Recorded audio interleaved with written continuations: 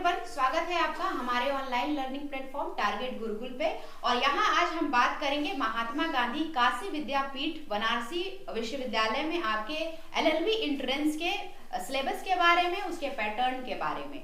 तो सबसे पहले आप लोग को बधाई कि आप अपना जो 12th क्लास 12th ग्रेजुएशन ये सब पास आउट करने जा रहे हैं। और उसके बाद अगर आप करियर बनाना चाहते हैं अपने लॉ के फील्ड में आप, तो ये बहुत अच्छी जगह आप आए हैं जहां पर आपको एंट्रेंस एग्जामिनेशन से रिलेटेड जितनी भी इंफॉर्मेशन है, प्रिपरेशन है, ये सारी इस प्लेटफॉर्म पे जो है आपको प्रोवाइड करवाई जाती है। तो चलिए, एंट्रेंस एग्जाम जो 2024 है एलएलबी की, इसके बारे में हम बात करेंगे। किस यूनिवर्सिटी के लिए? महात्मा गांधी काशी विद्यापीठ यूनिवर्सिटी के लिए। ठीक है, तो क्या, कैसे और कहां से पढ़ना है, ये सारी चीजें आपको इस वीडियो में जानने के लिए मिलेंगी। और मेरा इंट्रोडक्शन आप लोग जानते होंगे, अगर नहीं जानते हैं तो मेरा नाम अन्नपूर्णा है और मैं एक असिस्टेंट प्रोफेसर हूँ लॉ की। तो आज हम बात करेंगे paper pattern, eligibility, complete syllabus, few seats और जो फीस और शीट्स है, इंपॉर्टेंट डॉक्यूमेंट्स के बारे में कि कौन कौन से डॉक्यूमेंट्स लगेंगे, कितनी फीस लगेगी, आपको क्या क्या पढ़ना है, पेपर पैटर्न का कैसा होता है इसका, ये सारी बातें, ये सारे डाउट जो है आपके आज क्लियर हो जाएंगे इस वीडियो को देखते ही। ठीक है ना? तो चलिए, सबसे पहले हम देखेंगे पेपर पैटर्न के बारे में। तो ये जो पेपर, इसका पैटर्न है, ये एमसीक्यू बेस्ड होता है, मतलब ऑब्जेक्टिव टाइप ऑफ होता है। 4 ऑप्शन या 5 ऑप्शन जो है यूनिवर्सिटी आपको देती है, उसमें से जो सही आंसर होता है, जो बेस्ट आंसर होता है, वो आपको टिक करना होता है, ओएमआर पे आपको फिल करना होता है। और बात करें अगर नंबर ऑफ क्वेश्चंस के बारे में, तो यहाँ पे 100 जो क्वेश्चंस हैं वो आपको देखने को मिलेंगे। और एक क्वेश्चन अगर आप सही करते हैं तो उसके लिए आपको 4 मार्क्स मिलेंगे। इट मींस 400 का जो आपका पेपर है वो आपको देखने को मिलेगा। और इसमें कोई भी निगेटिव मार्किंग नहीं है, क्योंकि बच्चों को सबसे ज्यादा जो डाउट होता है वो निगेटिव मार्किंग के लेके होता है। और डर भी होता है कि अगर हम एक भी गलत किए तो मेरा सही में से जो मार्क्स है वो कट जाएगा। तो यहाँ पे आपको घबराने की जरूरत बिल्कुल भी नहीं है। जो आप पढ़ रहे हैं अच्छे तरीके से पढ़िए, रिवाइज कीजिए, आपका सिलेक्शन होने से कोई रोक नहीं सकता है। तो अगर हम बात करें इसका कंप्लीट सिलेबस के बारे में, तो आपका 4 चीजें इसमें पूछा जाता है: reasoning, general math, general knowledge और करंट इवेंट्स। ठीक है, अब एक एक करके हम डिटेल में देखेंगे कि रीजनिंग में भी क्या आता है, जनरल मैथ्स में भी क्या आता है, जनरल नॉलेज में भी क्या आता है। देखिए,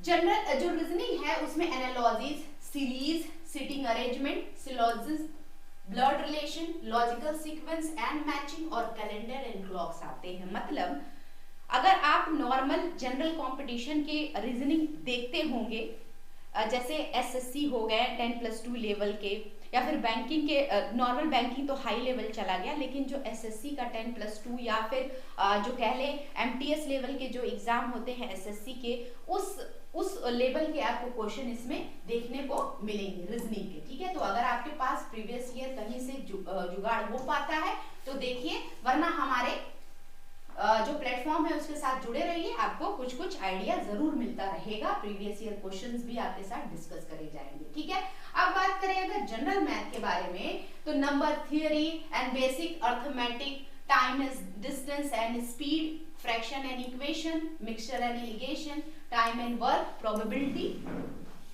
average and percentage, ratio and proportion, permutation and combination और मॉनेटरी एवोल्यूशन आपको देखने को मिलेगा जनरल मैथ में। तो अगर आपका मैथ बैकग्राउंड रहा होगा तो अर्थमेटिक आप लोग ने पढ़ा होगा क्लास 8th तक अपने, तो क्लास 8th तक का ही ये सारा जो सिलेबस है, क्लास 8 और 10 तक का सारा सिलेबस है ये, इसमें किसी को भी कोई डाउट नहीं होना चाहिए। ठीक है ना?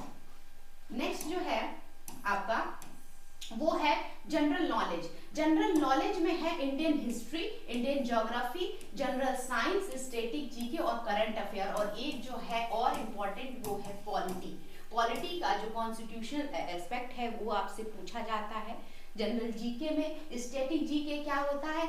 ऐसा जीके जो हमेशा से क्या है, स्थिर है। मतलब पहले पर्वतरोही कौन था, पहले पर्वत पे कौन गया, पहले जो है चंद्रमा पे कौन गया, अंतरिक्ष में कौन गया, इस टाइप के क्वेश्चन, या भारत के पहले प्रधानमंत्री कौन थी, महिला प्रधानमंत्री कौन थी, इस टाइप के क्वेश्चन स्टैटिक जीके में जो आप लूसेंट अगर कोई बुक पढ़ते होंगे तो लूसेंट के पीछे वाले पेजेस में 4 से 5 क्वेश्चन में मिसलीनियस आपको मिलता होगा, जिसमें स्टैटिक जीके का पोर्शन आपको देखने को मिलता होगा। ठीक है, तो ये चीजें कहाँ से कवर करनी है ये तो मैंने बता दिया। इसी तरह करंट जो है, करंट अफेयर्स, कोई भी मैगजीन आप उठा लीजिए, या फिर आजकल बहुत यूट्यूब चैनल्स भी हैं जो 6 मंथ्स 1 ईयर की करंट अफेयर्स को कवर करते हैं, तो वहां से भी आप कवर कर सकते हैं। इंडियन ज्योग्राफी, जनरल साइंस और इंडियन हिस्ट्री, साथ ही साथ पॉलिटी, अगर आप चाहें तो लूसेंट से भी कवर कर सकते हैं, नहीं तो फिर जो भी मटेरियल आपको सुटेबल लगे उससे आप कर सकते हैं।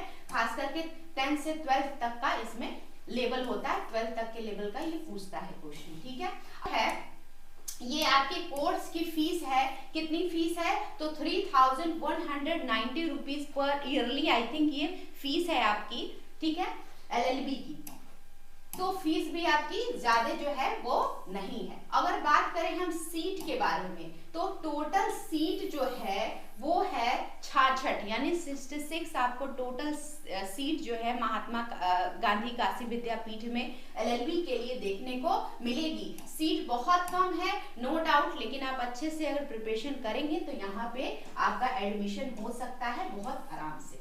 अगर एलिजिबिलिटी की बात करें, अर्हताओं की बात करें अगर हम, तो LLB 3 ईयर प्रोग्राम में आपको आने के लिए स्नातक में जो है वो 45% अंक होना अनिवार्य है।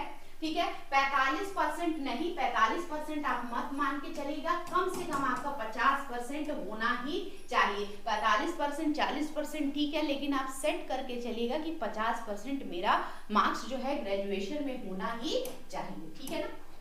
अब यहाँ देखो, अगर आप इस कोर्स के लिए अप्लाई करना चाहते हो तो आपको 10th 12th ग्रेजुएशन की मार्कशीट लगेगी, TC यानी ट्रांसफर सर्टिफिकेट लगता है कहीं भी एडमिशन लेने के लिए, 4-5 पासपोर्ट साइज फोटो लगेंगे, कास्ट सर्टिफिकेट अगर आप किसी कैटेगरी से आते हो तो, अगर EWS से आते हो तो EWS का अलग कास्ट सर्टिफिकेट लगता है, और फिर गैप अगर सर्टिफिकेट है, लेट सपोज ग्रेजुएशन के बाद आपका 1 साल 2 साल 3 साल गैप है तो वो कुछ यूनिवर्सिटी मांगती है, तो गैप सर्टिफिकेट या एफिडेविट आप बना करके दे सकते हो। ठीक है ना, उसमें कोई इश्यू नहीं आता है।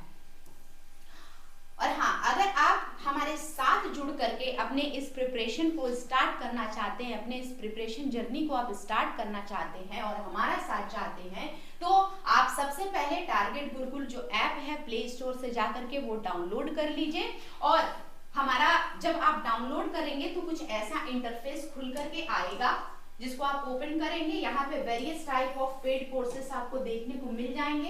एंट्रेंस एग्जाम सेलेक्ट करेंगे, एंट्रेंस और सेमेस्टर हमारे यहाँ दोनों चलते हैं, तो एंट्रेंस पे आप सेलेक्ट करके पेड कोर्सेज में जाएंगे तो वेरियस टाइप ऑफ कोर्सेज, उनकी फीस, ये सारी चीजें आपको देखने को मिल जाएंगी। और यहाँ पे ऐसे क्लिक करने के बाद पेड कोर्सेज पे ऐसा इंटरफेस खुल करके आएगा, तो जिन भी कोर्सेज में आप इंटरेस्टेड हैं उन कोर्सेज में आप एनरोल कर सकते हो और अपनी जो प्रिपरेशन है वो बड़े अच्छे और कॉम्प्रिहेंसिव वे में कर सकते हो। ठीक है, चलो।